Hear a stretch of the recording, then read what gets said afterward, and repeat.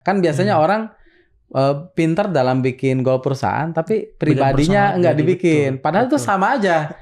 Kan sebenarnya gini ya, kita mau dalam bisnis, mau dalam pribadi, ada hal yang penting buat kita, dan ada yang nggak penting buat kita. Nah kita tuh kadang terlalu sibuk ngurusin yang nggak penting buat kita. Dia bilang gini, Anda perlu menunjukkan ke orang lain bahwa Anda itu expert di bidang Anda. Nah itu kata-kata yang menurut saya menarik gitu ya, mengena banget gitu. Tapi nggak gampang untuk melangkah itu.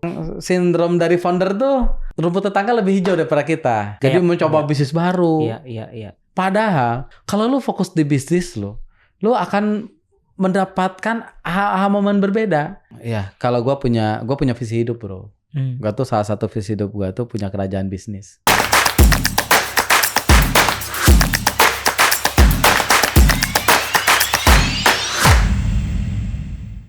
Menurut gue salah satu bisnis yang menarik itu adalah food and beverage. Bukan karena masalah perut, tapi karena bagaimana kita berinteraksi dengan orang.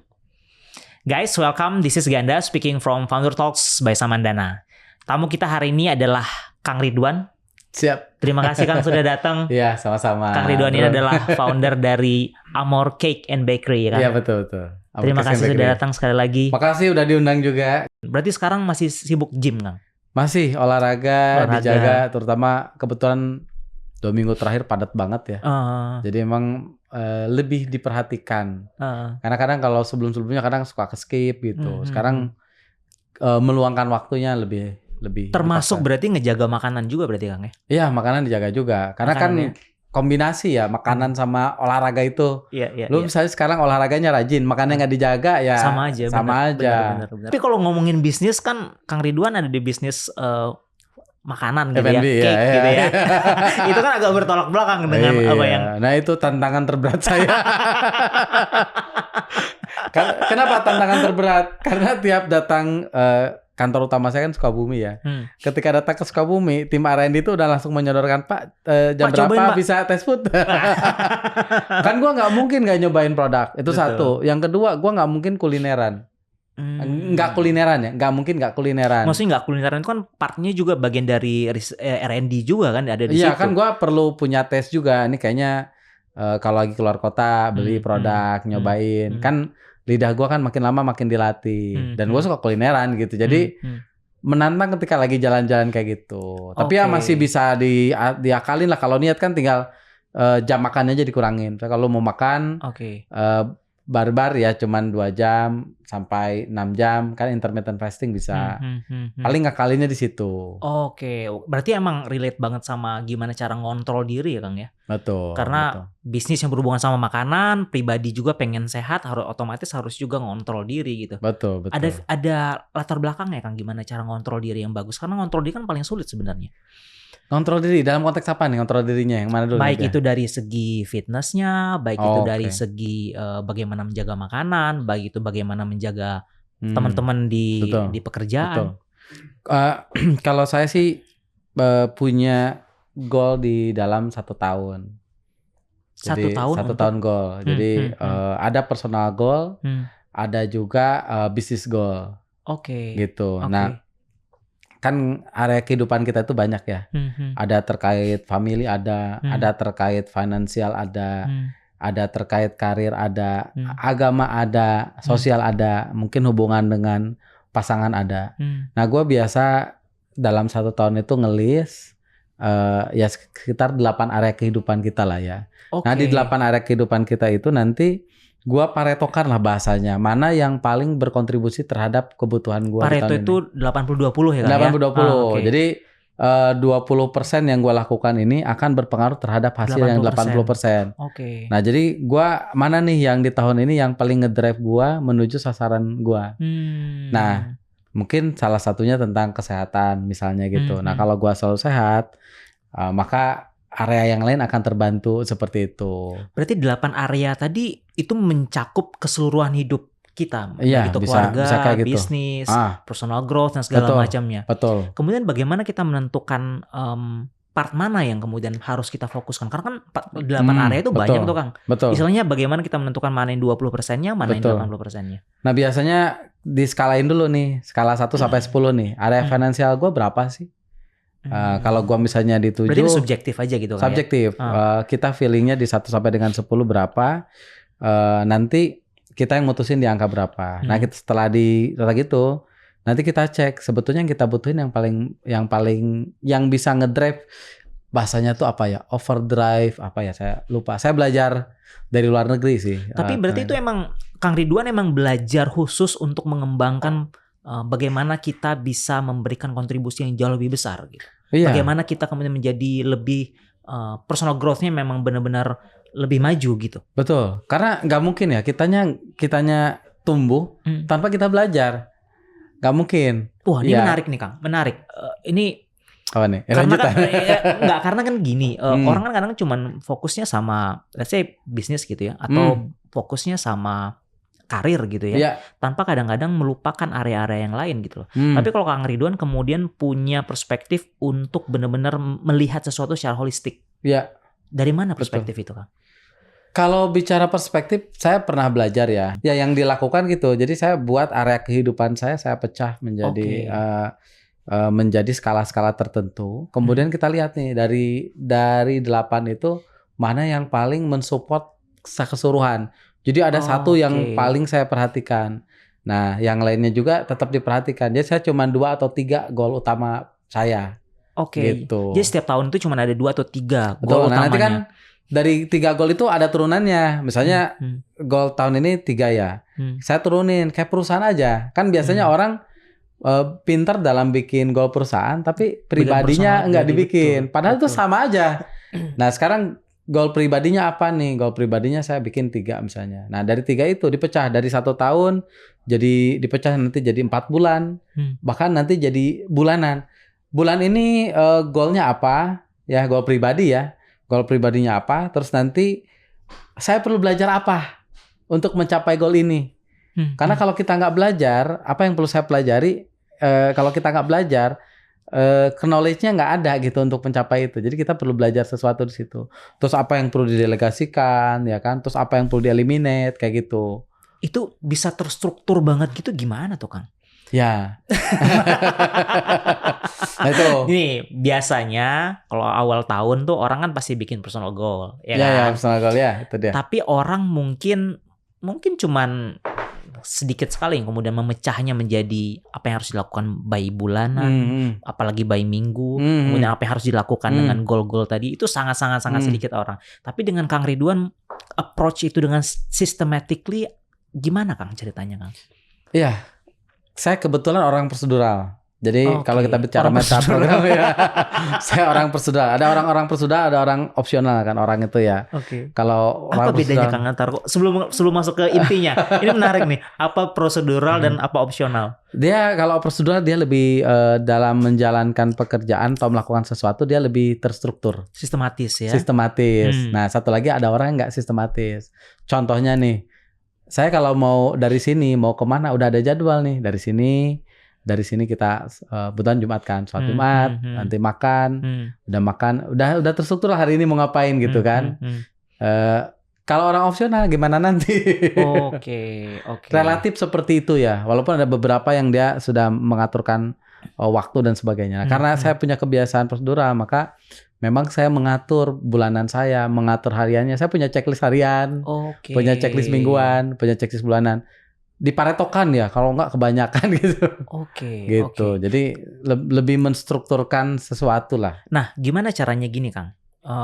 Ini kan ngomongin Pareto nih kan, bagaimana kita melakukan usaha 20% tadi untuk 80% maksimal gitu. Ketika kita ngomongin let's say target kita dalam 1 bulan gitu ya, bagaimana kita menentukan bahwa ini nih yang akan memberikan dampak paling besar gitu? Yang paling mudah tuh brainstorming. Brainstorming ya? Ya, jadi kita brainstorming. Iya, kan kalau misalnya sekarang even untuk masalah personal. Oh iya, kan brainstormingnya siapa? Sendiri. Kan tinggal di list aja. Kan brainstorming itu kan kita cuman pop-up aja idenya 1 2 3 4 5 sampai 10 mungkin kalau sendiri udah gitu tinggal dipilih mana yang paling relevan. Udah gitu di delete mana enggak atau hasil evaluasi, wah bulan lalu enggak berhasil nih. Ganti lagi nih bulan ini, bisa jadi kayak gitu. Kan kadang ketika menjalankan sesuatu kadang nggak achieve atau kadang nggak dilakukan juga. Kadang kita udah punya checklist, kadang nggak jalan juga karena kesibukan, kadang juga malas misalnya lagi karena banyak lagi down aja gitu ya. kita lagi banyak urusan gitu. Ya storm tuh badai ya. Jadi banyak urusan yang tidak berkontribusi terhadap goal kita. Kan sebenarnya gini ya, kita mau dalam bisnis, mau dalam pribadi, ada hal yang penting buat kita dan ada yang nggak penting buat kita. Betul. Nah kita tuh kadang terlalu sibuk ngurusin yang nggak penting buat kita. Makanya prioritas fokus kepada yang penting buat kita. Kalau perlu time block, ya udah kita alokasikan waktu sejam 2 jam ngurusin yang memang fokusnya kita apa. Karena kalau nggak gitu, nanti dari tim kita masuk, dari istri kita masuk, semuanya masuk. Jadi masuk agenda. Jadi saya nggak mau punya agenda orang lain. Jadi kalau saya bilang, oh ini bukan agenda saya ya nanti jadi skala prioritas terakhir gitu. Sorry nih, ini menarik nih. Karena yang pertama untuk bisa sampai pada tahap itu seenggaknya butuh 2 perspektif atau 2 approach lah ya. Yang pertama disiplin. Untuk bilang bahwa ini bukan prioritas saya. Terus yang kedua yang gak kalah pentingnya juga adalah bagaimana kemudian kita memastikan mana yang ini tuh part of emotional doang loh kemudian bisa masuk ke hidup kita. Artinya butuh kesadaran lebih tinggi. Jangan sampai kemudian ini masuk ke hidup kita justru jadi dragging ke hidup kita. Gimana manage hal itu, Kang? Ya itu kan kita lebih hanya fokus ke yang menurut kita yang paling berkontribusi terhadap goal. Misalnya kita punya goal A. Misalnya kalau misalnya saya pengen punya target untuk bisnis Amor ya. Saya punya bisnis itu kan di bidang bakery kan. Berarti saya mengalokasikan waktu misalnya dalam hari ini 2 jam untuk khusus ngurusin bakery. Nah urusan bakery pun kadang kan ada urusan orang keuangan, ada orang urusan HR. Nah itu kadang seolah-olah itu tuh penting buat kita, padahal enggak. Ada yang seperti itu. Oke. Saya sebagai CEO di perusahaan lah, secara sederhana ya. Sebagai seorang CEO kan, kalau lagi tanggal gajian, kita perlu pastiin dong gajian, betul. Tapi pertanyaannya, apakah itu goal dari CEO? Bukan. Goal orang keuangan. Betul. Nah terus orang keuangan sibuk-sibuk datang ke saya, Pak tolong ini pastiin di approve dan sebagainya. Itu kan bukan important buat saya, important buat tim saya. Nah itu kan kayak seolah-olah penting. Tapi ternyata bukan hal yang penting. Ternyata nggak berkontribusi karena tugas CEO saya kan bukan ngurusin ngerilis keuangan. Saya CEO nih, masa yang pentingnya CEO? Ya bukan, saya fokus ke target kan gitu. Kang, selain bisnis kan Kang Ridwan juga punya YouTube channel nih yang luar biasa nih growth-nya. Ini part of target dari 2024 atau gimana, Kang? Ya ini sebetulnya kalau bicara YouTube ya, saya tuh pernah belajar, saya tuh tertarik terkait bagaimana mengenalkan pribadi saya. Itu dari dulu karena personal branding ada corporate branding, ada personal branding kan bahasanya itu. Nah dulu tuh saya sempat tertarik untuk menguatkan personal branding gitu. Cuman kadang itu kayak sesuatu yang nggak gampang ya, melangkah ke area itu. Dari yang tadinya di zona nyaman bisa dibilangnya yang nggak usah bikin konten, yang nggak usah posting, tiba-tiba perlu posting, perlu bikin konten gitu. Nah itu dari dulu udah ada awareness-nya. Nah bahkan waktu awal-awal podcast rame, saya pernah belajar ke Malaysia ya.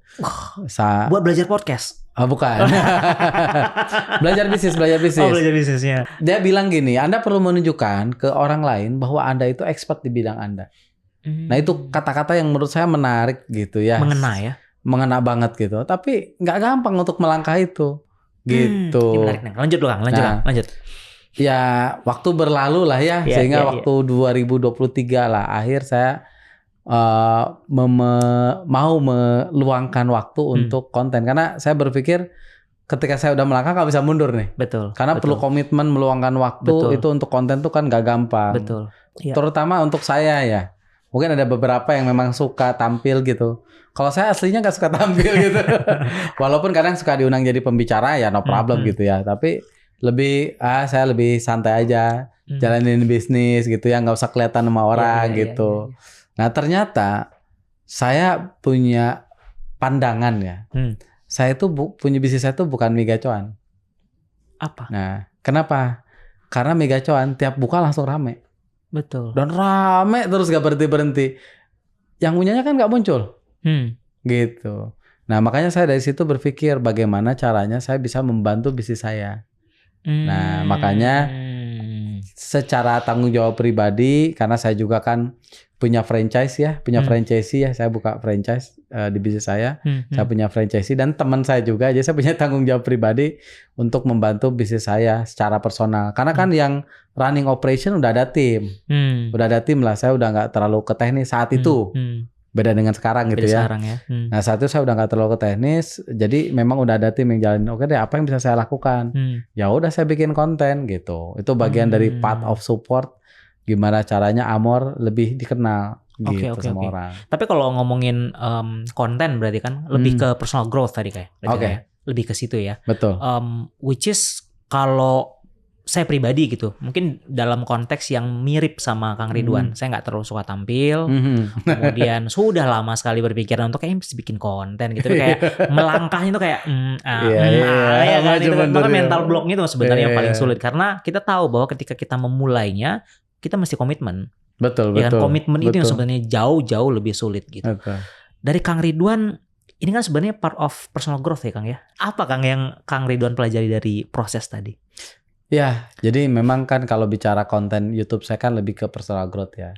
Jadi bagaimana perjalanan tumbuh seseorang menjadi orang sukses gitu ya. Jadi konten podcastku lebih mencari orang-orang yang sukses di bidangnya. Gitu. Kemudian kita tanyalah bagaimana perjalanan dia mencapai kesuksesan seperti itu. Kenapa saya tertarik di bidang itu? Karena saya senang dengan orang-orang sukses. Vibrasinya berbeda. Ya kan, vibrasinya positif, ya kan. Terus cara networkingnya juga bagus.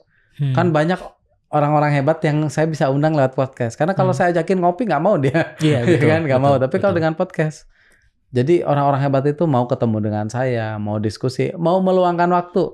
Bisa dibilang curhat lah selama 1 jam ke saya kan, gitu kan. Jadi kan saya cuma nanya doang kan, sisanya mereka-mereka yang curhat ke saya kan gitu. Karena ya kita kan kasih pertanyaan gitu. Jadi mereka yang banyak. Ini bagian saya yang nanya, ngasih pertanyaan lanjut. Nah itu, jadi sambil saya menggali perjalanan mereka, di satu sisi saya pun kan belajar dari perjalanan mereka. Gitu. Banyak orang yang dalam tanda petik mungkin kadang seolah-olah disepelekan, tapi ternyata orangnya itu hebat. Terus ada juga orang yang dari tadinya orang biasa jadi hebat, posisinya hebat. Gitu. Jadi nggak ada yang instan kan kayak gitu. Betul. Mungkin yang lebih spesifik Kang, bagaimana kita mendobrak mental block tadi.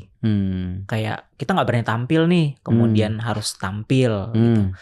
Kita nggak terbiasa nih buat misalnya posting sosial media kah, tampil di sosial media kah gitu. Kemudian harus konsisten melakukan itu. Itu harus langkah pertama adalah kita harus berhadapan dulu dengan mental block tadi. Ya. Gimana cara? Ini boleh dikeluarin nggak ya? Jurusnya. Saya suka cerita ya, terutama ke tim. Ini rumus ini saya belajar lah dari salah satu training ya. Bukan saya nyiptain, bukan gitu.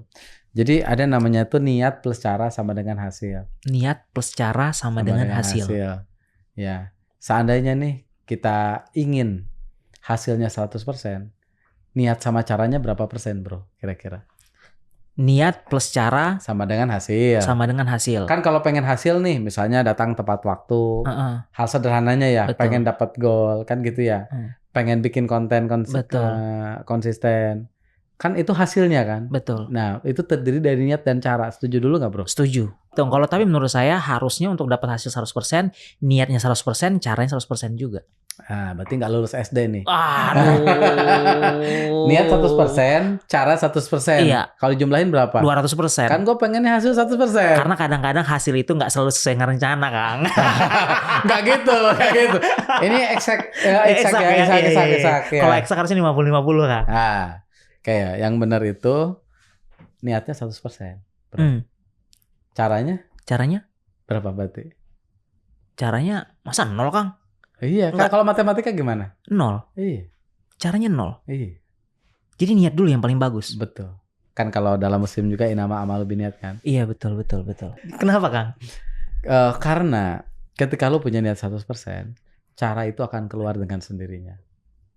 Ada suka yang ngerokok misalnya. Disuruh ngerokok gak bisa. Susah. Ya kan rata-rata susah berhenti ngerokok kan? Oke. Ada satu cerita misalnya, tiba-tiba dia dicek sama dokter. Pak, Bapak kalau nggak berhenti merokok nih, seminggu Bapak bisa meninggal loh. Menurut lu bakal berhenti atau enggak? Berhenti dia. Nah, caranya dia udah tahu atau belum? Udah tahu. Berhenti.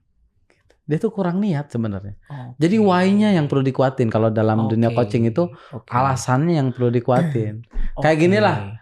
Lo mau nggak sekarang datang ke Cibubur Kota Wisata jalan kaki? Sekarang. Kalau gue nggak ada alasan sih nggak mau gue. Oke. Sekarang kalau tanya bisa. Enggak. Lo mau nggak sekarang gitu aja? Nggak usah pakai yang kita. Kalau gue nggak mau gue. Oke ya. Nah sekarang kalau gue kasih trigger kan. Apa triggernya? 10 miliar tinggal ambil cash. Tapi ngambilnya di mana? Sukabumi nih. Ya Sukabumi mau nggak? 10 miliar cash tinggal ngambil? Masuk akal sih. Masuk akal. Karena alasannya, makanya dalam dunia coaching itu why-nya yang dikuatin. Kan intention itu bagian dari alasannya, dari why. Tapi kalau ngomongin coaching, Kang Ridwan kan memang suka banget ya belajar ya Kang ya. Maksudnya selain suka untuk personal growth tadi, memang suka ikut coaching, suka ikut kelas gitu, suka ikut seminar gitu. Dan sekarang juga Kang Ridwan kemudian beralih menjadi seorang personal coach. Gimana prosesnya peralihan dari yang memang suka belajar, suka mengeksplorasi diri, kemudian menjadi personal coach tadi? Oke, kalau bicara belajar ya, saya dulu pernah sampai rekor 1 bulan itu 21 hari belajar di luar. Itu sampai 4 workshop gitu, gua datengin gitu kan. Saking senangnya belajar. Bahasanya kadang ahlul workshop gitu. Ahlul workshop. Berarti emang ada alokasi budget sendiri untuk dulu gede banget. Itu buat saya sendiri, belum buat tim ya. Wow. Belum buat tim karena tim saya. Ini menarik nih, kita ngomongin selain kita ngomongin tim. Oke, tim saya kan saya wajibin untuk training juga tiap 6 bulan. Bahkan setiap bulan mereka belajar juga. Nah, itu secara pribadi dulu saya senang belajar. Jadi kayak penasaran ini ngambil di mana-mana gitu. Nah, kemudian sampai ketemu di satu titik saya lanjutin kuliah kan. Nah, dari situ udah mulai saya lebih fokus. Dari sebelum kuliah saya udah confirm sih.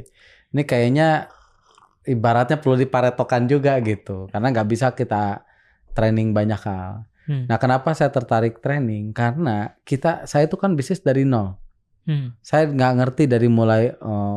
Saya nggak ngerti membangun tim tuh kayak gimana. Karena saya belum pernah kerja, bro.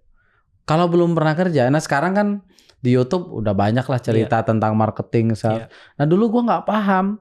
Gue beres kuliah, gue cuma ternak ikan doang. Karena kan gue dari perikanan kan, gue cuma ternak ikan doang. Dan gue hanya jadi petani. Padahal kalau bicara di struktur perusahaan kan itu ada ya bagian dari operation misalnya atau bagian dari factory-nya gitu. Nggak ada ngomongin marketing sales. Gue nggak paham soal itu.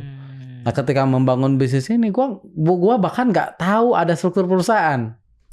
Gue nggak punya visi misi perusahaan karena gue mulai dari nol banget gitu ya. Nah 2015 gue mulai belajar. Kebetulan gue di TRIA juga ya, komunitas tangan di atas, aktif kalau sekarang lagi aktif-aktifnya.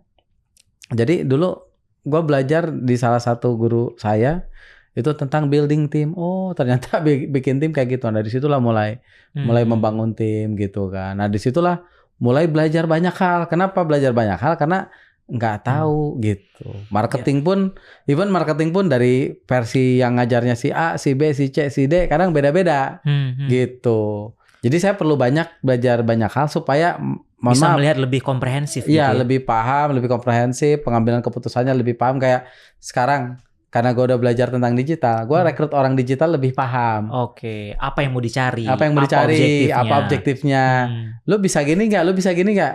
Gue nggak bisa ngomong gitu kalau gue nggak bisa rekrut orang.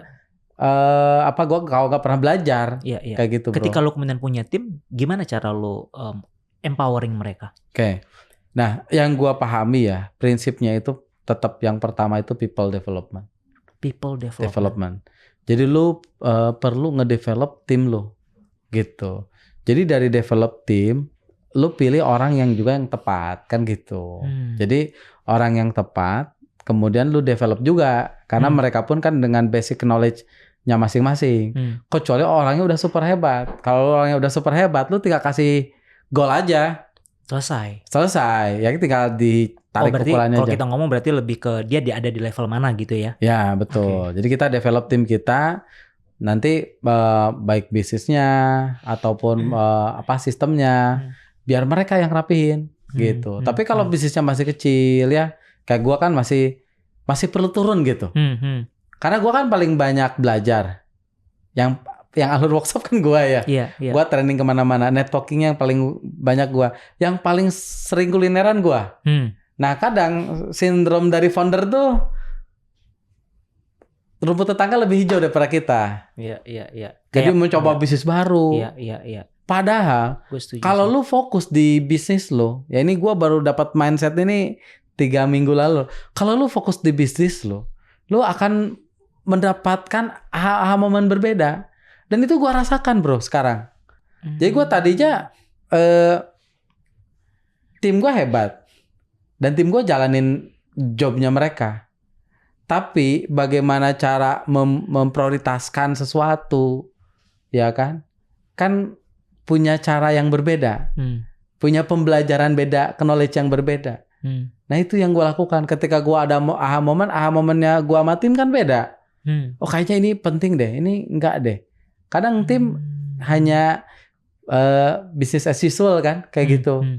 Nah tapi kan gue punya pandangan yang berbeda yang kadang gue drive kayaknya gini nih. Nah gue tuh dapat mindset yang berbeda dan menurut gue kalau si founder ini fokus ke bisnisnya, maka bisnisnya tuh akan menemukan sesuatu yang lebih bagus gitu. Oke. Gue pernah belajar gitu dari salah satu guru gue. Jadi lu fokus, lu cari yang profitnya gede di bisnis lu sehingga lu bisa scale up jauh lebih cepat. Dan itu mulai ketemu. Tapi cerita awal bisnisnya gimana sih Kang? Bisnis gue? Dari awalnya lulus kuliah kemudian melihara ikan terus tiba-tiba jadi masak cake. Gak nyambung ya. Gue sarjana perikanan. Gue perikanan budidaya perairan. Di situ idealisnya gue ternak ikan dong. Ya, gue bilang tadi gue jadi petani ya. Idealis dulu kan. Gue jadi petani. Nggak taunya karena gue nggak paham soal bisnis. Nah saat itu gue nyoba ke coklat bro. Waktu itu belum punya karyawan di awal-awal. Kenapa? Ini coklat batangan? Pralin yang dibentuk-bentuk. Kenapa gue bikin coklat pralin? Karena pas lagi gue ternak ikan, kakak gue udah mulai duluan di coklat pralin. Dan kayaknya ada untungnya karena mau lebaran saat itu. Ujungnya gue kan nyoba dan berhasil lah, alhamdulillah. Waktu mau lebaran itu lagi panen-panennya, tapi ngerjain bertiga saat itu. Ada narik freelance satu, istri gua nemenin, lagi hamil-hamil juga nemenin. Full, sampai bangun tidur pas sahur bikin, sampai tengah malam jam 12 gua masih bikin. Ya kan lagi permintaan lagi tinggi kan. Iya. Hustle ya. Lagi seru-serunya, lagi padat-padatnya lagi tuh kerjaan. Cuman gue dihadapi satu tantangan saat itu, kontrakan kolam gue habis. Gitu. Nah pilihan gue 2. Gue lanjutin kolam dengan jual aset coklat, atau gue lanjutin coklat dengan ngejual aset yang di kolam. Kenapa gue bilang pilihannya 2? Karena gue semenjak nikah, gue nggak mau membebani orang tua gue. Terus terang, sebelum nikah itu sewa masih dibayar orang tua. Gitu. Motor masih dicicilin sama orang tua gue sebelum nikah tuh. Gitu. Nah setelah nikah, gue punya mindset mandiri. Gue dikasih beras aja nggak mau sama orang tua. Karena kalau gue mandiri, gue bakal berpikir gue pusing sendiri bro. Lu nggak punya duit pusing dong. Iya benar. Iya pusing tiap malam pusing. Iya bini nggak tahu aja kan gue pusing gitu kan tiap malam. Justru dengan kepusingan gitu gue cari cara. Bukan diam, bukan nongkrong nggak jelas. Bukan gue pusing di rumah. Gue bukan tipe orang yang nongkrong nggak jelas, enggak. Gue pusing di rumah mikirin apa gitu. Sampai gue beralih kan ke coklat gitu kan. Nah dari coklat itu gue titip lah ke toko kue saudara gue. Dia bikin cake. Jadi ini saudara gue yang paling berjasa, Wayus namanya. Dia ngajarin gue tuh bikin cake. Terus gue modif dong. Jadi lu emang bener-bener dari awal bikin cake? Iya gue yang bikin. Gue bikin cake gitu kayak mixer, panggang. Gue yang bikin. Lu benar-benar bisa bikin itu? Gue yang bikin, bukan bini gue, bukan. Gue yang bikin. Kan kadang, bisnisnya punya istri ya. Bukan, ini gue yang bikin dari awal. Gue yang ngeriset si ini. Jadi gue belajar dari saudara. Gue jual lah ke warung-warung, kan gak berhasil juga. Terus sempat nyoba ke pangsit dan lain-lain. Gue balik lagi lah ke kue. Ujungnya dicobalah dititip ke pabrik. Dan berhasil. Gak punya toko bro. Gue gak punya toko saat itu. Nah 6 bulan jadi karyawan pabrik lah yang kemudian jadi pasar pertama lu. Betul. Dari situ gue sewa toko. Ya gue kan gak pernah belajar bisnis ya. Jadi sewa toko pun di daerah. Kenapa di daerah? nggak punya duitnya bro. Gitu.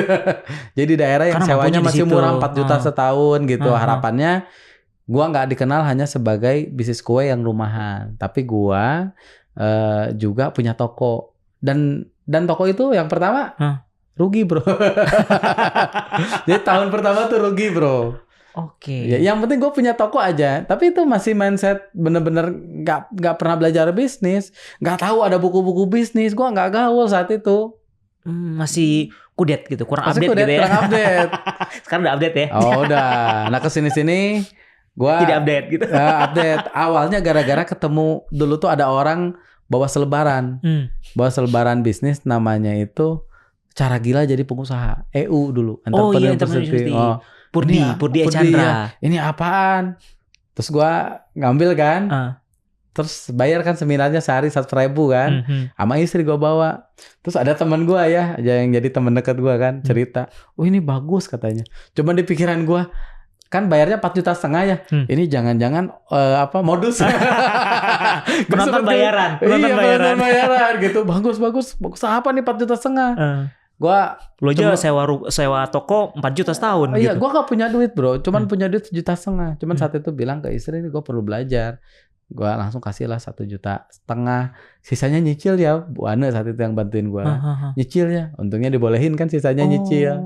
Okay. Emang gak punya duit, cuman 1,5 juta, terus sisanya nyicil. Wow. Wah itu di situ tuh banyak tuh ke brainstorming. Dari situ gua kenal komunitas TDA dan seterusnya. Gua tumbuh berkembang sampai sekarang gitu bro. Wow. Purdi Chandra punya impact yang besar buat lo ya. Oh iya dong. Entrepreneur University. Iya. Itu di awal-awal. Nggak ada beliau ya gue nggak bisa seperti sekarang. Wow. Tapi apa yang bikin lo istilah orang punya resilient yang tinggi, punya daya semangat juang yang tinggi. Bahkan sebelum lo kemudian ketemu dengan komunitas tadi, ketemu dengan berbagai seminar tadi. Apa bro? Kalau resilient ya? Apakah itu hasil dari didikan orang tua kah atau dari... Gue lebih banyak karena belajar ya. Ada namanya tuh Ferocious apa ya? Aduh, saya udah lama nih nama judul materinya ya. Jadi ketika lu pengen komitmen kuat gitu, lu perlu kuat landasan-landasannya untuk mencapai itu. Why-nya diperkuat bro. Paling sederhana why-nya diperkuat. Lu punya alasan kuat untuk bikin podcast kan? Makanya lu mau melangkah kan gitu. Ini hanya karena alasannya aja diperkuat. Bisa di coaching kalau pengen diperkuat. Atau kalau yang paling sederhana gitu. Goal lu apa sih? Atau perlu gak bikin goal yang lebih tinggi? Kan kalau misalnya gini, gue pengen punya bisnis nih, omsetnya 100 juta. Ketika 100 juta tercapai, ya udah santai. Tapi ketika omset target lu dinaikin jadi 1 miliar, maka lu akan mencari cara untuk mencapai omset 1 miliar. Oke. Jadi ada alasan yang kuat. Entah untuk family lu, entah untuk tim lu, entah untuk bisnis lu, apapun itu. Kalau lu pribadi, goal jangka panjang lu apa bro? Gua, kalau boleh di-share. Gua tuh yang membuat lu, kalau gue bilang mencoba mengeksplorasi semua sisi kehidupan lu. Iya, kalau gua punya visi hidup bro. Gua tuh salah satu visi hidup gua tuh punya kerajaan bisnis. Dan menjadi coach. Oke. Gitu. Gua udah certified coach. Tapi ini lebih ke gua pengen bantu orang di coach untuk tadi. Dengan coach gitu. Gue punya bisnis juga, nggak cuma satu gitu. Ya mungkin karena sekarang gue fokus di bidang ini, gue bangun bisnis yang relate dengan bidang ini. Oke. Bro, lu kan coach bro ya, dan kita udah lama kenal ya, jadi sedikit banyak lo tahu tentang gue. Sebutin satu hal aja yang menurut lo perlu gue bangun atau perlu gue kembangkan sebagai lo both teman dan sebagai seorang coach gitu. Wah ini di luar ini nih. Atau tambahan biaya? Enggak. Gimana Pak? Pernah ngecas. Enggak, ini kita perlu ngomong deep lagi karena nggak bisa pas kayak gini. Dan emang kan yang tahu lo bukan gua. Coach itu kan lebih banyak bertanya. Jadi gua nggak bisa nih langsung lu kan udah kenal gua nggak bisa kayak gitu. Kalau coach gua perlu nanya lagi ke Jadi sebenarnya coach itu lebih sebagai guidance ya. Ya.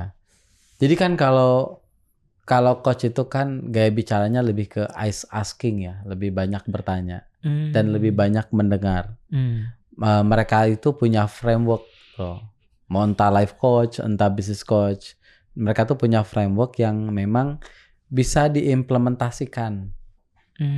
Kalau misalnya lu mau life coach, berarti framework yang life coach. Kalau life coach ini apa? Lebih ke tentang kehidupan kita. Kehidupan. Oh, ada business atau lu coach pengen gitu ya? performance lu misalnya, lu goal lu apa? Gue pengen omset gue kayak gini. Terus kira-kira kenapa? Ditanya dulu, kenapa sih perlu kayak gini? Jadi why lu digali dulu tuh. Karena itu memperkuat alasan lu. Karena ketika alasan lu keluar, sebetulnya kalau caranya ya lu juga udah tahu sendiri. Bahkan caranya kita tanya juga ke lu juga gitu. Jadi sumbernya bukan dari gua. Jadi bukan apa coach? Ya bukan apa, gua nanya balik. Jadi mungkin lebih coach itu posisinya mungkin lebih membuat lebih jelas gitu ya. Buat orang tadi untuk menentukan langkahnya dan memperkuat alasan untuk mengambil langkah tadi. Bisa kayak gitu. Lebih ke situ ya Kang ya. Kayak gitu. Wow. Menarik. Lo perlu belajar, sini juga deket sini ada, dekat sini tempat gua ada. Iya. Banyak. Kang, kembali ke personal branding Kang. Kalau Kang Ridwan berarti apa rencana atau goals ke depan mengenai personal branding ini? Ya. Kalau gue sekarang karena udah terlanjur nyebur ya, gue punya pemahaman. Kalau lo udah nyebur ya dinikmati gitu. Kan dulu sempat gak tenang bro. Awal-awal kadang ada khawatir ya nyinyiran netizen gitu ya. Iya. Ada namanya orang biasa di zona nyaman, tiba-tiba lu turun ke area yang bukan zona nyaman buat lu, apalagi dikenal dengan publik gitu kan. Jadi ya gue mau nggak mau sekarang karena udah nyebur, gue pengen dikenal orang. Bahkan bukan dikenal, pengen terkenal. Kalau dikenal kan lebih niche tertentu misalnya. Kalau terkenal lebih banyak orang yang kenal. Kenapa? Karena memang bisnis gua kan relate dengan banyak customer. Karena gua kan bisnisnya roti, kue, dan itu B2C lah ya. Ya B2C dan itu pecintanya tuh satu negeri ini kan bro gitu. Jadi ya customer gua semuanya. Kayak gitu. Jadi lu lebih lari ke sana gitu ya. Betul. Tapi kalau ngomongin personal branding nih, Kang, kadang-kadang kalau gue pribadi menemukan kesulitan itu adalah gue itu ingin menampilkan diri sebagai apa. Oh, ini curhat jadinya ya? Ini curhat. Curhat colongan gitu. Gimana caranya kemudian kita menentukan bahwa personal branding yang akan kita bentuk tadi memang yang pertama sesuai sama karakter kita, dan yang kedua juga punya pasarnya, karena pada akhirnya personal branding juga related dengan pasar tadi. Ya kalau misalnya Kang Ridwan pasarnya adalah bagaimana kemudian meningkatkan citra Kang Ridwan sebagai pemilik dari Amor Bakery. Betul. Ini kan kayak gua sama lo kan sebetulnya udah punya bisnis bro. Ada orang yang belum punya bisnis masih bingung mau seperti apa. Kan ini kalau bisa branding tuh yang gua tahu ada dua ya, ada personal branding, ada corporate branding. Corporate branding kan sama tim lah jalan gitu kan. Tapi kalau personal branding memang tujuannya untuk sendiri. Tapi gue lebih berpikir apa yang bisa berdampak dengan bisnis. Ya, jadi ketika lu lagi mau personal branding kan lu mencari yang kira-kira ada relate dengan bisnis lu. Karena kan lu udah punya bisnis. Kalau belum punya bisnis ya dia bebas lah, suka-suka lah. Tapi kalau udah punya bisnis itu lebih terarah. Kira-kira ini bakal support bisnis lo atau enggak? Gitu. Dan gua kan bukan yang kontroversial lah. Gua nggak nyari yang kayak gitu ya, karena bukan nyari yang viral lah ya. Viral dicari bro, viral dicari. Tapi, cuman yang nggak kontroversial, gitu. Karena ini values gua nggak kayak gitu kan, gitu ya. Kembali ke values gitu. Jadi ya gitu. Jadi cari yang memang kira-kira relate dengan bisnis kita. Jadi kalau lu sekarang bikin nyangka relate, jadi kayak lu mau bikin bisnis baru gitu kan. Kayak gitu. Jadi kalau relate kan lu udah kelihatan nih kira-kira ketika bisnis lu berkenaan, misalnya kebanyakan lu banyak B2B. Nah berarti ya konten lu berkaitan dengan B2B bisa jadi gitu. Penuh audiensnya kayak gitu. Kang, lu hobinya apa sih Kang? Hobinya apa sih? Hobi ya? Sekarang selain personal growth. Bisa dibilang hobi gak sih personal growth tadi? Bisa, tapi bagian kan? Lah. Tapi kalau hobi kan lebih ke aktivitas ya, kalau gue lihat. Enggak, maksud gue hobi itu lu senang untuk melakukannya terus dan terus gitu. Iya, senang. Karena makanya selain personal growth tadi apa? Hobi karena lu tumbuh itu kan nggak slow ke atas gitu ya. Oh iya, itu perut itu. Samping ya. Itu perut ke samping. Iya. Itu tinggi badan. Ini buat gue pribadi. Gimana? Kalau gue bicara hobi ya, kalau gue hobi itu dua yang paling utama. Belajar sama olahraga kalau sekarang. Belajar sama olahraga. Betul. Ini gue mungkin tamu pertama yang bilang bahwa hobinya belajar. Oh gitu ya. Baru pertama nih Kang. Oh gitu. Ada apa dengan belajar Kang? Belajar ya. Karena gini, Biasanya orang sukanya main, jalan-jalan, apa nonton atau apa gitu. Belajar tuh ada nggak teman-teman di sini suka belajar? Nggak ada. Kalau bisa dihindari sih dihindari kayaknya belajar. Karena belajar itu kan untuk bagian dari meningkatkan kapasitas kita. Sekarang gini bro, kita pengen omsetnya 1 miliar. Omset 100 juta dengan omset 1 miliar itu tantangannya beda bro. Lu nggak bisa dengan kapasitas lu yang 100 juta pengen omset 1 miliar. Betul. Nggak bisa, lu perlu belajar. Atau kalau lu pengen omsetnya 1 triliun, lu nggak bisa lu pengen 1 triliun dengan kapasitas lu yang 1 miliar. Jadi lu terus perlu mengupgrade kapasitas diri gitu. Dan sekarang kan kebetulan banyak banget sumbernya. Lu dari buku bisa, dari workshop bisa, kuliah pun bisa. Banyak. Tinggal yang relate sama lu apa yang kira-kira berkontribusi. Mungkin orang sudah punya perspektifnya berbeda ketika ngomong belajar kali Kang ya. Karena belajar kan related sama di kelas gitu. Ya kuliah ya, kesannya kuliah lagi. SMA, ujian SMP, ujian lagi gitu kayak. Padahal sebenarnya Kang Ridwan tuh termsnya belajar tadi adalah upgrade diri Kang ya. Ya, upgrade diri. Kalau memang perlu harus kembali ke kelas, why not? Tapi itu cuma salah satu cara untuk mengupgrade diri. Saya kan kuliah lagi kan waktu itu tadi saya cerita. Iya. Saking saya senang belajar ya, saya sampai kuliah. Saking senang workshop gitu ya. Saya bulan ini ada training, bulan lalu ada training. The best training apa Kang? So far? Aduh, jangan sebut merek lah, nanti aja. The best training tapi, apa? Tentang personal sih. Tentang personal? Tentang mindset. Kalau buat saya. Karena mindset itu yang ngedrive ke semuanya, bro. Kalau lu sekarang tahu skillnya, tapi mindsetnya nggak tahu, lu training deh, workshop deh. Depannya tuh why-nya dulu dijelasin. Kenapa sih perlu ini? Ya, kenapa sih perlu kalau ngomongin design thinking? Kenapa sih perlu design thinking? Kenapa sih perlu jadi manajer hebat? Why-nya dulu dikuatin di awal. Kenapa? Karena semuanya tuh berawal dari mindset. Gitu. Kang, boleh nggak Kang? Kasih tahu ke teman-teman gitu. Mungkin ini nih banyak banget nih terms-terms yang nggak umum gitu. Yang pertama masalah mindset gitu. Kemudian yang kedua masalah bagaimana kita menanamkan kedisiplinan gitu. Bagaimana kita mendapatkan why gitu. Boleh nggak kasih tahu teman-teman apa sih langkah pertama untuk mendapatkan mindset yang benar dan why yang kuat tadi? Langkah pertama.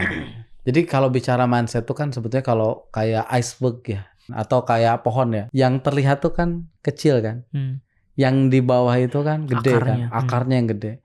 Jadi mindset tuh di bawah bro. Yang perlu kita kuatin tuh mindsetnya dulu. Kenapa? Karena tampilan lu kayak gimana, lu pakai mobil apa dan sebagainya itu kan yang terlihat. Tapi orang tuh kagum sama kita itu dengan mindsetnya kita, gitu. Jadi yang memang perlu dikuatkan itu adalah bagaimana cara berpikir gitu. Kalau bicara langkah ya, kalau bilang tadi langkah bisa menemukan caranya sendiri gitu ya. Ya kalau langkah ya baca buku bisa kok. Banyak kok buku-buku tentang mindset. Seven Habits itu termasuk yang bagus juga tentang mindset dan skill set ya. Itu salah satu buku rekomendasi. Tebal tapi. Boleh rekomendasikan 1 buku aja Kang atau 2 buku boleh yang buat pemula ya Kang ya, bukan yang udah 21 hari dalam sebulan ikut training gitu. Iya. The best book. Yes, Seven Habits for Highly Effective People itu kalau gue paling rekomendasiin. Buat pemula ya. Ya. Itu one of the best itu ya. Oke. Karena dari situ ngedrive yang lain lah, mau ngomongin area finansial, mau area manajerial, mau area marketing dan lain-lain gitu. Bagaimana lu bisa set priority di situ, bagaimana lu cara bisa berkomunikasi dengan orang lain. Mindset udah banyak lah, proaktif dan lain-lain. Ini juga related sama bisnis kan, always related sama namanya networking ya Kang ya. Ya. Boleh di-share Kang perspektif Kang Ridwan tentang networking. Nah itu dia. Gua menarik nih kalau lu tanya networking, gue lagi kuatin networking. Kenapa lagi kuatin? Podcast tuh salah satu cara gue kuatin networking. Ya kan, itu satu. Yang kedua, selama ini gue networking tuh terlalu sporadis bro. Sporadis tuh dengan siapa aja gitu. Kadang relate gak relate. Nah sekarang gue lebih fokus ke kira-kira yang bisa berkontribusi terhadap goal gue. Itu adalah circle utama gue. Gitu. Dan kalau bicara networking, lu perlu gaul dengan orang yang lebih hebat daripada lu.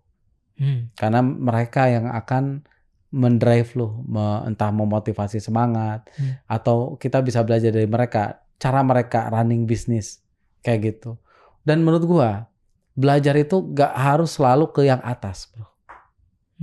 Karena di yang bawah pun mereka tuh punya banyak cara-cara yang hebat yang kadang kita nggak ngeh gitu. Gitu. Gua punya temen ya kalau bicara omset di bawah gua, tapi mereka hebat di bidang tertentu yang gua nggak hebat. Gitu. Jadi selalu ada poin untuk kita belajar dari orang lain. Dari terlepas dari siapapun. apakah levelnya ada di mana. Dari siapapun, entah dari satpam bisa kita belajar. Tapi ini related sama ego, Kang. Hah?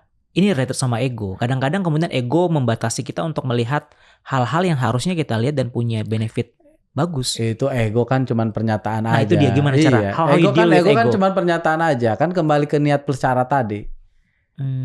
Kalau lu punya pengen hasilnya tertentu, lah, apapun bisa dilakukan gitu.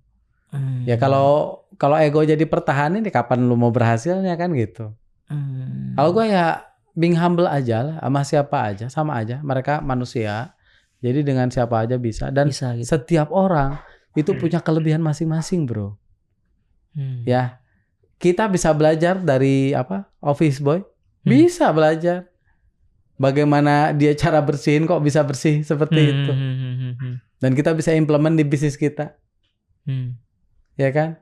Misalnya satpam bagaimana mereka hospitality-nya kok bisa sih lu ramah gitu. Kayak gitu. Kang, kasih tips dong Kang. Kalau misalnya teman-teman di luar sana mau mulai personal brandingnya, what they should do. Ya, kalau dari gua ya dari awal tentukan target market dulu. Karena kan lu sebenarnya sebagai orang yang nggak terlalu suka keluar gitu, nggak terlalu suka tampil, kemudian memberanikan diri, kemudian menjadikan itu sebagai salah satu channel lo untuk bernetworking gitu. Iya betul. Ya jadi dimulai dari cari target market dulu, bro. Target market ya. Target market dulu. Wah, gua tuh mau bikin apa ya dengan konten ini kan gitu, ya kan. Jadi nggak bisa sporadis macam-macam. Jadi target marketnya tentukan. Kalau ada benchmark lebih bagus. Benchmark tuh yang jadi acuan lu ya. Ada benchmark kontennya. Gue pengen kayak gini nih gitu ya. Karena nggak ada sih yang konten original. Iya betul. Semuanya saling ya, meniru ya.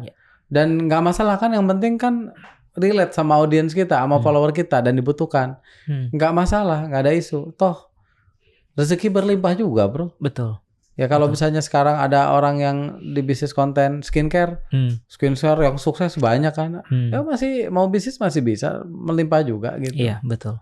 Nah, cuman itu urusan bisnis lah kalau kita ngomongin marketnya jenuh atau enggak itu urusan bisnis kan, gitu. Tapi ya mulai yang jelas mah. Lo mau teori sebanyak apapun, kalau nggak mulai-mulai nggak jalan juga. Jalan. Ada ilmu khusus nggak sih Kang untuk memulai itu? Ilmu atau belajar soal branding? Apapun, misalnya kita memulai sesuatu, ada ilmu khusus nggak sih Kang? Kalau mulai bisnis, kalau mulai personal branding, soal memulai ya, saya punya mindset atau mindset ini sendiri atau apa gitu. Versi 1 lebih baik daripada tidak punya versi sama sekali. Oke. Ya, kadang kita terlalu idealis untuk ya contohnya lagi nih. Kalau saya terlalu idealis dengan konten saya, wah ini kayaknya perlu kayak misalnya kayak Deddy Corbuzier misalnya. Kayaknya perlu kayak ini gini gitu. Kapan mulainya? Duitnya terbatas, timnya terbatas, pengetahuannya terbatas. Lebih baik mulai. Justru karena lu mulai, lu belajar. Lu bikin versi 1 dari apa yang lu lakukan. Nah, kadang kita terlalu banyak membuat planning, ujungnya nggak jadi-jadi kan? Iya, betul. Terlalu mikirin, waduh ini bisnis plan-nya terlalu ribet jadinya kan, terlalu kompleks, jadinya gak jalan-jalan, gak mulai-mulai. Lu lebih baik mulai dari versi 1, karena ketika lu udah mulai versi 1, maka lu akan lanjut ke versi 2 daripada nggak mulai versi sama sekali. Oke, pertanyaan selanjutnya Kang, ini setelah mulai nih ada versi 1, untuk bisa benar-benar maju, dia perlu punya versi 2, 3, 4. Betul. Artinya konsistensi. Betul. Gimana cara kita ngebangun mindset tentang konsistensi? Konsistensi ya kalau konsistensi ya gitu. Ini karena challenge-nya beda nih, udah mulai nih, and then konsistensi. Ya, kan kalau kayak sekarang nih saya udah mulai konten lah contohnya. Terus gimana saya bisa terus lanjut bikin konten? Kan sekarang gini ya, kalau bicara konten ya, kita atau bicara bisnis juga, ya sebetulnya dasarnya kita tuh bantuin orang. Iya kan, bantuin orang yang ketika orang itu terbantu, mereka mau nonton konten kita. Iya. Ya kan? Kayak gue bisnis makanan, ya kan? Gue tuh bantuin orang, gue tuh membantu menyelesaikan job to be done, apa yang diinginkan, apa namanya? Customer apa yang lah. customer mau selesaikan, gitu kan? Nah, gue bantu. Nah, sebagai impact-nya, maka konten gue ditonton orang, ya kan? Bisnis gue dibeli orang. Jadi prinsipnya bantuin orang. Karena kalau lu buat lu, ya beda mindsetnya gitu. Kalau gue, ya udah gue bantuin orang, sehingga kalau gue bantuin orang, maka orang itu akan membantu gue dengan cara nonton, dengan cara subscribe, gitu. Kayaknya itu jadi salah satu values dalam hidup lo ya Om ya? Om. Maaf ya Kang. Kalau Om nih, perasaan umur kita gak jauh nih. Itu jadi salah satu, itu sepertinya jadi salah satu value dalam hidup lo ya, untuk membantu orang ya? Ya, kan salah satu visi gue itu kan membantu orang lain dengan membangun kerajaan bisnis dan menjadi coach. Kayak gitu. Menarik. Itu bunyi visi gue. Gue punya visi hidup bro, bukan visi perusahaan. Punya visi, punya misi juga. Nggak nyampe ke misi sih. Visi hidup lah, visi hidup. Visi hidup. Yang akan lu capai lu punya target dalam berapa tahun, atau itu sebagai mantra gitu dalam hidup? Mantra. Karena kalau bicara ini kan dinamis ya. Gue sampai kapan, gue dulu pernah target, gue kayaknya bisnis sampai umur 45. Sekarang gue mundurin ke 50. Kayak gitu. Kadang kan kita gak bisa diem bro. Iya. Makanya gue tadi bilang 1 tambah 100 gak jadi 200 Itu matematika yang gue tanya. Iya. Beda lagi ya. Terus. Iya, tadi apa sih? Gak masalah objektif lo tadi. Target lo tadi ketika lo mencapai sesuatu apa? Iya kan, gue udah target nih umur 50 tahun. Karena kita kan udah punya habit bro. Punya habit yang luar biasa ya. Kita bangun. Jadi ketika habitnya kayak bisnisnya tiba-tiba gue nggak melakukan kan jadi kayak aneh gitu. Iya. Jadi kita bakal mencari cara lain, misalnya berkontribusi dengan cara lain. Kan ujungnya membantu orang bro. Pada akhirnya membantu orang. Coba cek orang-orang hebat itu bantuin orang juga. Tapi apa why lo sebenarnya kenapa lo membantu orang?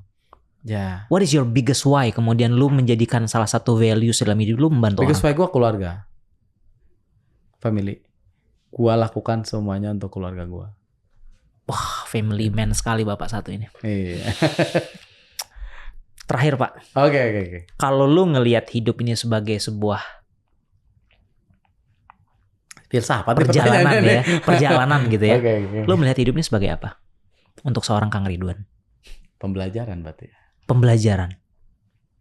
Guys, gue baru satu orang yang bilang bahwa hobinya adalah belajar. Dan dia bilang bahwa dia adalah seorang pembelajar. Dan dia melihat hidup ini adalah sebagai sebuah tempat pembelajaran. Kang Ridwan, hatur nuhun. Semoga teman-teman di luar sana juga menemukan pembelajaran-pembelajaran yang bisa diimplementasikan dan punya continuity. Karena again, continuity is the most important thing. Amin. Terima kasih teman-teman. Thank you for watching. This is Ganda speaking from Founder Talks by Samandana.